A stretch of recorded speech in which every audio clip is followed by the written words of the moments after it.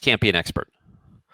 Interesting. Okay. And what I mean by that is, and this is actually one of the reasons I wrote the book, is that I see a lot of smart, capable people who disqualify themselves from even trying to solve a problem because they feel unqualified.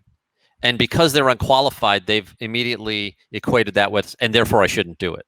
And that's almost always right, but in one case it's not. So I'll give you an example. Let's say I want to fly a plane. Okay, I want to go out and fly a plane. All right, well, I have to get qualified to fly a plane. If I want to get certificated, I got 40 hours of solo work. I got to do all this work and then pass these tests. And then the FAA will give me this endorsement that allows me to fly a plane. Okay, I can be qualified to fly a plane. And if I'm not qualified, I shouldn't fly a plane. But that doesn't apply to Orville Wright. Like the first pilot, I don't know if it was Orville or Wilbur, but it was one of the Wright brothers who had to be the first pilot in the world. And by definition, there was no way he could be qualified to be a pilot because there were no pilots. We didn't know what the requirements were. So he just had to get in and figure it out in the air.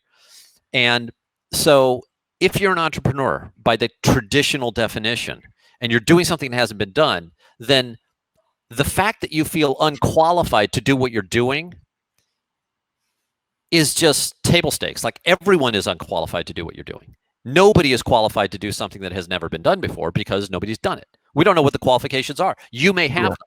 And so the reason I wrote the book is I see these smart people, I see these bright, capable people who have been so indoctrinated into this way of thinking that they have to be qualified before they start, that they never start. And look, that's an appropriate feeling, except in the case of you're doing something new, in which case that feeling of being unqualified, that's not the reason to give up.